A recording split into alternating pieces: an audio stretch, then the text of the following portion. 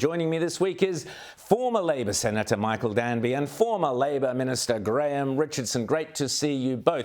Now, fresh details have come out about a secret private meeting in January between Donald Trump and Australia's Ambassador Kevin Rudd. Well, while the content of their discussion remains secret, we know they met in the dining room of the Trump International Golf Club in Florida. Michael Danby, I would suggest that it didn't go terribly well. Or am I being unfair?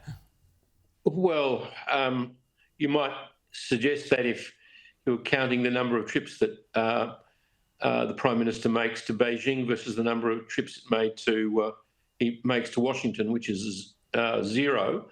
I'm surprised Kevin even got into the golf club, but I suppose we can say that he's trying, but it doesn't seem to have led to any beneficial effects on the pharmaceutical prices or the tariff that we're going to face, or Elbridge Colby's cautioning that we may not get the subs after all because the Americans don't have enough Virginia-class subs for themselves.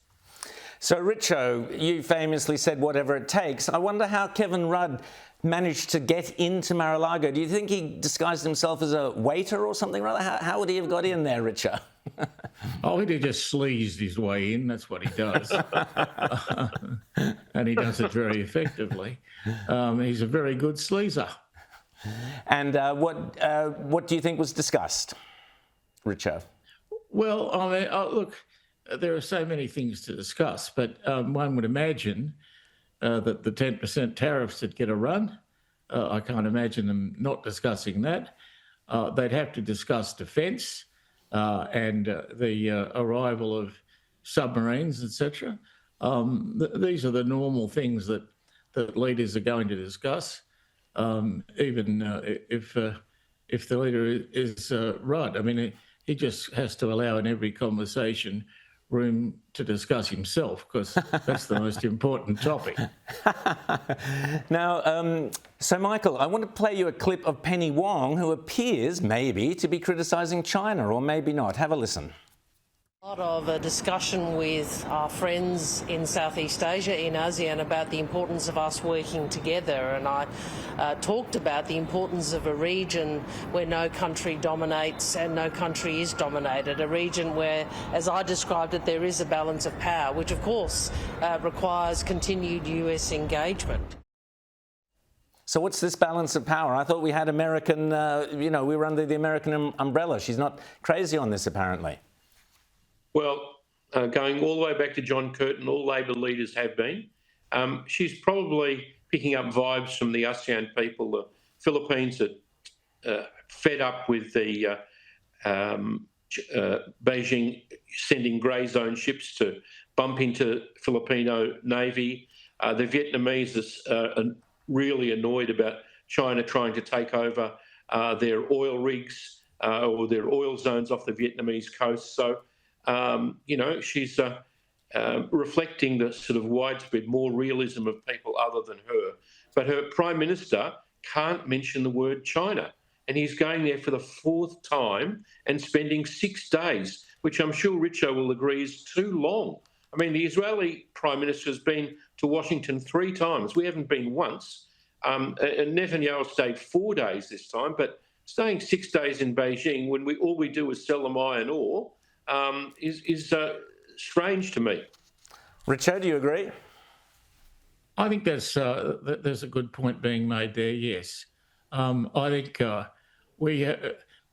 this whole question of China and the balance that you have to try and find between a country you're preparing for war against when you war game with your allies, and yet it's the biggest trading partner.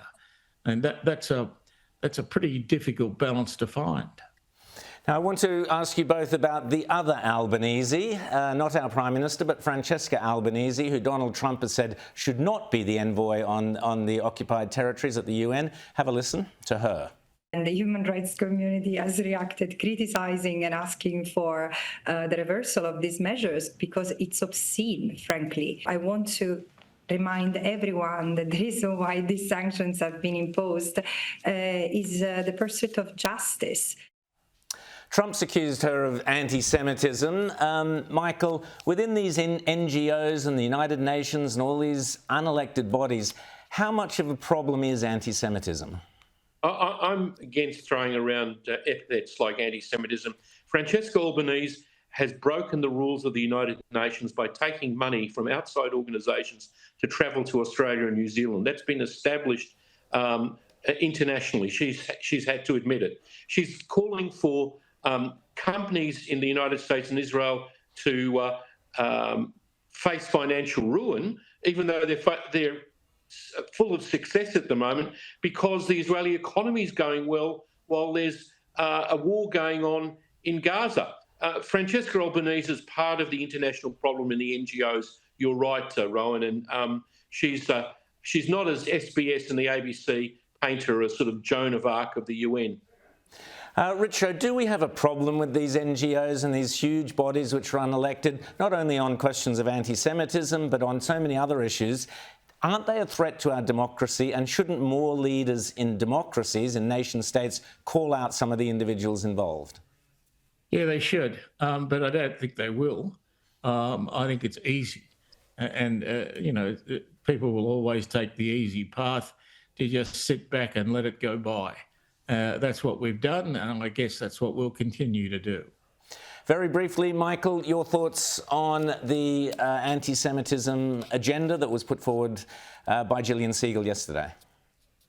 I'm against agendas and reviews and the Prime Minister going back and thinking about it. I think the police should arrest some people.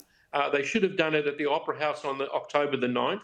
And Wong and Albanese stop needing to empower and embolden these people by making all of these incredible anti-Israel statements at the UN, threatening to visiting Israelis. It's not good enough. That's what starts this whole atmosphere off. They don't get it. I think they've got it now that something is out of the bag. But what is not been seen on any station apart from Sky is that around St Patrick's Cathedral, Graham, around the Catholic Cathedral in Melbourne, there were 10,000 men gathered in black last weekend for an Islamist Shura parade. Now, that is intimidating. That is not the Melbourne that I grew up in. And fancy doing that a couple of days after the shul, which is just near the cathedral, was attempted to be burnt. Shocking. It's out of control here in Victoria. Absolutely. Graham Richardson, Michael Danby, thanks so much for coming on The World According to Rowan Dean.